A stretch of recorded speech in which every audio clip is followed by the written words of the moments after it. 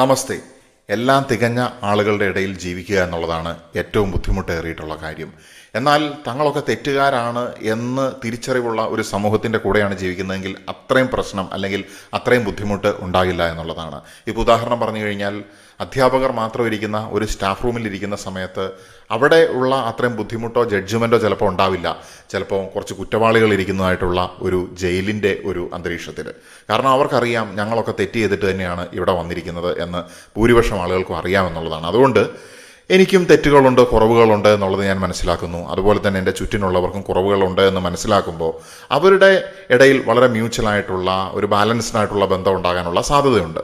എന്നാൽ അതേ സമയത്ത് ഞാൻ തികഞ്ഞതാണ്, അല്ലെങ്കിൽ നമ്മൾ ഇന്ന് പുറത്തുള്ള സമൂഹത്തിലേക്ക് നോക്കുന്ന സമയത്ത് ഇപ്പം ഞങ്ങൾ മനഃശാസ്ത്രജ്ഞർ പറയാറുണ്ട്, ചില സമയത്ത് മാനസിക ആരോഗ്യ കേന്ദ്രങ്ങളിൽ അല്ലെങ്കിൽ മെൻ്റൽ ഹോസ്പിറ്റലുകളുടെ ഉള്ളിലുള്ള ആളുകൾ എത്രയോ നിഷ്കളങ്കരാണ് എന്ന് ഇടയ്ക്ക് ഞങ്ങൾ പറയാറുണ്ട്. കാരണം പുറത്തേക്ക് ഇറങ്ങുമ്പോൾ അതിനേക്കാളും എത്രയോ ഭീകരമായിട്ടാണ് മനുഷ്യനെ നോക്കിക്കാണുന്നത് എന്നുള്ളതാണ്. അപ്പോൾ നമ്മളെ പുറത്തെ സമൂഹം എന്ന് പറയുമ്പോൾ നമ്മുടെ ഈ സൊസൈറ്റിയിൽ ജീവിക്കുന്ന സമയത്ത് പല ആളുകളും ഞങ്ങൾക്ക് സമ്പത്തുണ്ട് എന്ന് കാണിക്കാനുള്ള വ്യഗ്രത, അല്ലെങ്കിൽ കുറച്ചൊക്കെ ലക്ഷങ്ങൾ ഉണ്ടായിട്ടുണ്ടാകും, അപ്പോൾ അതിൻ്റെ ഒരു അഹങ്കാരം, അല്ലെങ്കിൽ ഒരു ജോലിയുണ്ട്, അല്ലെങ്കിൽ ഒരു സ്റ്റാറ്റസ് ഉണ്ട്, ജീവിതം സുസ്ഥിരമായിട്ട് പോയിക്കൊണ്ടിരിക്കുന്നുണ്ട്, സ്ഥിര വരുമാനമുണ്ട്, അതുപോലെ തന്നെ ഞങ്ങളുടെ കുടുംബം അങ്ങനെയാണ്, അല്ലെങ്കിൽ അതിൻ്റെതായിട്ടുള്ള സ്റ്റാൻഡേർഡിലാണ് ഞങ്ങൾ ജീവിക്കുന്നത്, ഞങ്ങൾ ഭക്തിയിൽ മുന്നിട്ട് നിൽക്കുന്ന ആളുകളാണ്, ഇങ്ങനെയൊക്കെ കാണിക്കാൻ വേണ്ടി മനുഷ്യൻ ഇങ്ങനെ പല രീതിയിലുള്ള പ്രവർത്തനങ്ങൾ കാഴ്ചവെക്കുകയാണ്. അപ്പോൾ സ്വയം അങ്ങ് വിശ്വസിക്കുകയാണ്, എനിക്ക് പല മേഖലകളിലും ഞാൻ തികഞ്ഞതാണ്.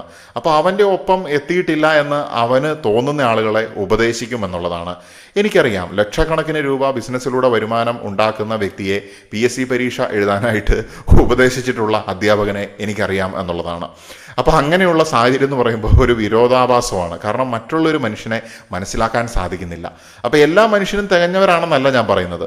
ഇപ്പം ഞാനായാലും നിങ്ങളായാലും നമുക്കൊക്കെ ജീവിതത്തിൻ്റെ പല സാഹചര്യങ്ങളിൽ നമുക്ക് നന്നായി വരണം എന്ന് നമ്മൾ വിചാരിക്കുന്നുണ്ട്. നമുക്ക് പല രീതിയിലുള്ള വ്യക്തിത്വ പ്രശ്നങ്ങളുണ്ടായിരിക്കും, സ്വഭാവ ദൂഷ്യങ്ങളുണ്ടായിരിക്കും.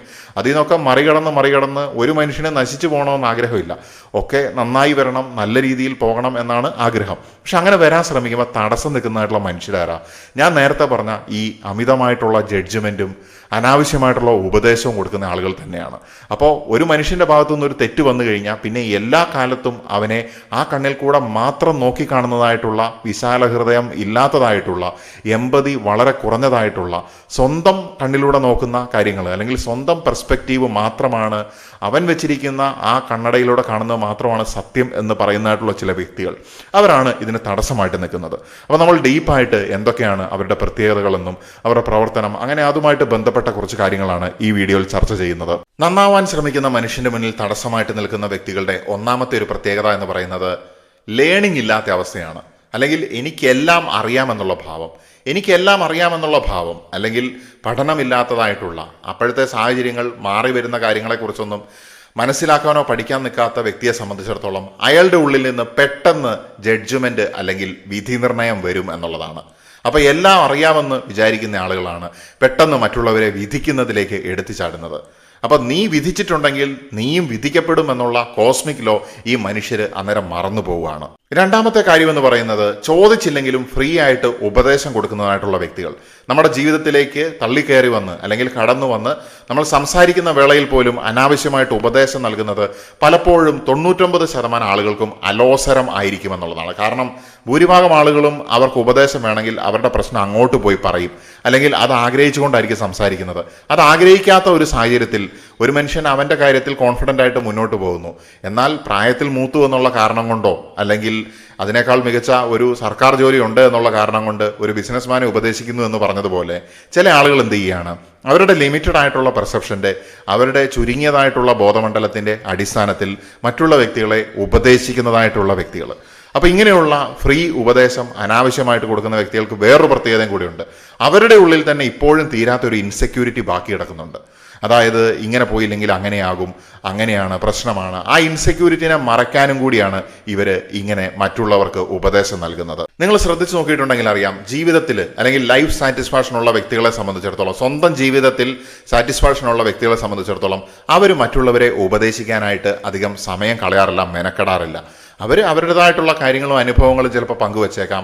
അത് കേൾക്കുന്നവൻ്റെ ഉത്തരവാദിത്വമാണ് അതെടുത്തിട്ട് എങ്ങനെ ഉപയോഗിക്കണം എന്നുള്ളത്. മൂന്നാമത്തെ പ്രത്യേകത എന്ന് പറയുന്നത് മറ്റുള്ളവരുടെ വളർച്ചയിലുണ്ടാകുന്ന അസ്വസ്ഥതയാണ്.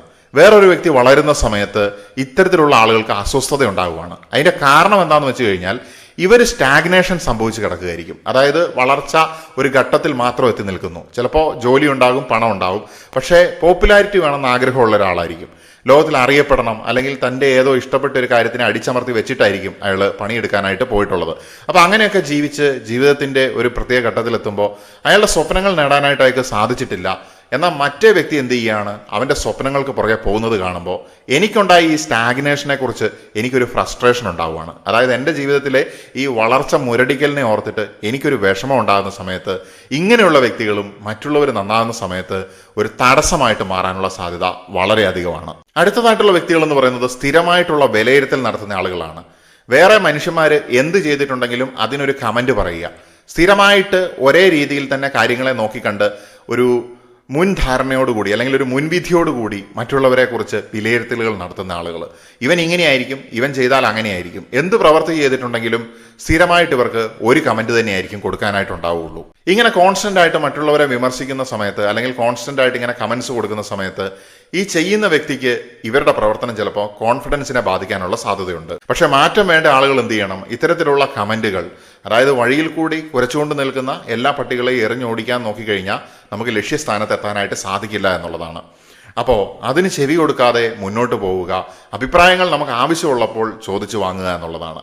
ആ അഭിപ്രായം അനുസരിച്ചിട്ട് ചെയ്യാനല്ല, മറിച്ച് ഒന്നിലധികം അഭിപ്രായങ്ങൾ കേട്ടതിന് ശേഷം ചില ഘട്ടങ്ങളിൽ നമുക്ക് തീരുമാനത്തിലേക്ക് വരണമെങ്കിൽ നമ്മുടെ തന്നെ ലോജിക്ക് ഉപയോഗിച്ചുകൊണ്ട് നമുക്ക് തീരുമാനത്തിലേക്ക് വരണമെങ്കിൽ ചിലപ്പം അഭിപ്രായങ്ങൾ കേൾക്കണമെന്നുണ്ട്. കാരണം ചിലപ്പോൾ നമുക്ക് അറിവില്ലാത്ത മേഖലകളൊക്കെ ആയിരിക്കാം. അത് നമ്മുടെ ഉത്തരവാദിത്തമാണ്. പക്ഷേ ഏത് തീരുമാനമാണ് നമ്മൾ എടുക്കുന്നത് എന്നുള്ളത് അത് വേറൊരുത്തം പറയുന്നത് കേട്ട് അതേപടി എടുക്കാൻ വേണ്ടിയിട്ട് അല്ല, നമുക്ക് അതിൻ്റെ പ്രോസ് ആൻഡ് കോൺസ് ഒക്കെ നോക്കി ക്രിട്ടിക്കൽ തിങ്കിങ്ങിന് വിധേയമാക്കിയിട്ട് നമുക്ക് ജീവിതത്തിൽ അപ്ലൈ ചെയ്യാൻ വേണ്ടിയിട്ടാണ്. അടുത്തതായിട്ട് മറ്റുള്ളവർക്ക് ഏറ്റവും ബുദ്ധിമുട്ടുണ്ടാക്കുന്ന ഒരു വിഭാഗമാണ് സ്വന്തം തെറ്റുകൾ കാണാനായിട്ട് കണ്ണില്ലാത്ത, മനസ്സില്ലാത്ത വ്യക്തികൾ. കാരണം അവരുടെ തെറ്റുകളെ അവർ ഒരിക്കലും അംഗീകരിക്കില്ല എന്നുള്ളതാണ്. ആരെങ്കിലും പറഞ്ഞാൽ തന്നെ ആ പറഞ്ഞവൻ അവസാനം കുറ്റക്കാരനാകുമെന്നുള്ളതാണ്. അപ്പൊ സ്വന്തം കുറ്റങ്ങൾ കാണാൻ കണ്ണില്ലാത്ത ആൾക്കാർക്ക് സംഭവിക്കുന്നത് എന്താന്ന് വെച്ച് കഴിഞ്ഞാൽ അവരുടെ ഈഗോ ബ്ലോക്സ് ദെയർ ഗ്രോത്ത് എന്നുള്ളതാണ്. അവരുടെ ഈഗോ തന്നെ അവരുടെ വളർച്ചയെ തടയുകയാണ് ചെയ്യുന്നത്.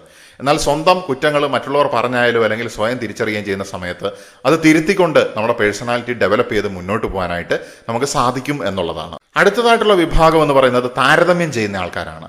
ഒരു വ്യക്തി ഒരു കാര്യത്തിലേക്ക് ഇറങ്ങുന്ന സമയത്ത് അവനെ നോക്കൂ, അവളെ നോക്കൂ, അവൻ അങ്ങനെ ചെയ്തു, അവൾ അങ്ങനെ ചെയ്തു. ചിലപ്പോൾ മക്കളെ ഉപദേശിക്കുന്ന സമയത്ത് പോലും ഇവരിങ്ങനെ താരതമ്യം ചെയ്തുകൊണ്ടേയിരിക്കും. സ്വന്തം മക്കളെ തന്നെ കമ്പയർ ചെയ്യും, അല്ലെങ്കിൽ അയൽപ്പക്കത്തെ കുട്ടികളെ കമ്പയർ ചെയ്യും.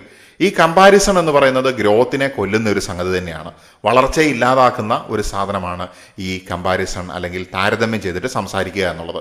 പ്രത്യേകിച്ച് കുട്ടികളുടെ ഇടയിലൊന്നും നമ്മൾ ഒരിക്കലും ചെയ്യാനായിട്ട് പാടില്ലാത്തൊരു കാര്യവും കൂടിയാണ് താരതമ്യം ചെയ്യുക എന്നുള്ളത്.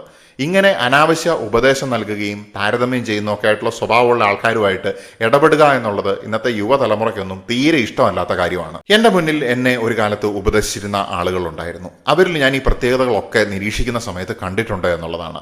അതാണ് ഈ വീഡിയോയുടെ ഒരു ആധാരം എന്ന് പറയുന്നത്.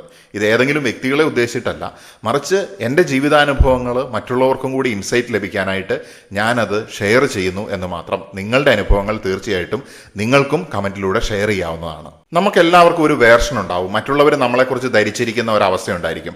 ഞാൻ വളരെ റഫായിട്ട് സംസാരിക്കുന്ന ആളാണ്, അല്ലെങ്കിൽ ഞാൻ വളരെ എല്ലാം തമാശയായിട്ട് എടുക്കുന്ന ഒരാളാണ്, അല്ലെങ്കിൽ ഞാൻ എപ്പോഴും വളരെ ഡള്ളായിട്ടിരിക്കുന്ന, മൂഡിയായിട്ടിരിക്കുന്നു എന്നൊക്കെ പറയുന്ന ആൾക്കാരുണ്ട്. അല്ലെങ്കിൽ ഞാൻ ഇൻട്രോവേർട്ടാണ്, ആരോട് സംസാരിക്കാറില്ലാത്തൊരു വ്യക്തിയാണ്, അധികം ഇടപെടാത്തൊരു വ്യക്തിയാണ്. ഇങ്ങനെ പല രീതിയിലുള്ള വേർഷനുകൾ അല്ലെങ്കിൽ ഇമേജുകൾ നാട്ടുകാരും വീട്ടുകാരും ബന്ധുക്കളും ഒക്കെ നമുക്ക് കൽപ്പിച്ചു തരുമെന്നുള്ളതാണ്.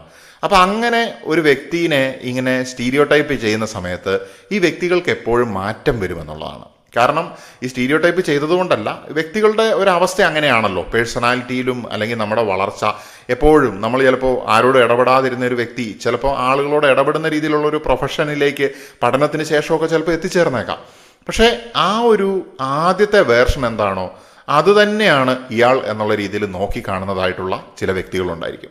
അവരും ഈ വളർച്ച, മറ്റുള്ളവരുടെ വളർച്ചയ്ക്ക് തടസ്സമായിട്ട് നിൽക്കാൻ സാധ്യതയുള്ള, അല്ലെങ്കിൽ അങ്ങനെ തടസ്സമായിട്ട് നിൽക്കുന്ന ആളുകളിൽ കാണുന്ന ഒരു സ്വഭാവമാണ്. നിങ്ങൾ വളരുന്ന സമയത്ത് നിങ്ങളെ തടയുന്നത് യഥാർത്ഥത്തിൽ ശത്രുക്കളല്ല, അതിനപ്പുറത്തേക്ക് നിങ്ങൾ മാറരുത് എന്ന് ആഗ്രഹിക്കുന്ന ആളുകൾ തന്നെയാണ്. കാരണം ആ സമയത്ത് മാത്രമാണ് അവർക്ക് അവരുടെ നിലനിൽപ്പിനെക്കുറിച്ച്, അവരുടെ എക്സിസ്റ്റൻസിനെ കുറിച്ച് ഒരു അണ്ടർസ്റ്റാൻഡിങ് ഉണ്ടാകുന്നത്. കാരണം അവരെപ്പോഴും അവരെയും നിങ്ങളെയും കമ്പയർ ചെയ്തുകൊണ്ടിരിക്കുകയായിരുന്നു. പല കേസുകളിലും ഇങ്ങനെയാണ് സംഭവിക്കുന്നത്. പക്ഷേ മാറ്റത്തിനെ തടുക്കാൻ ആർക്കും സാധിക്കില്ല എന്നുള്ളതാണ്.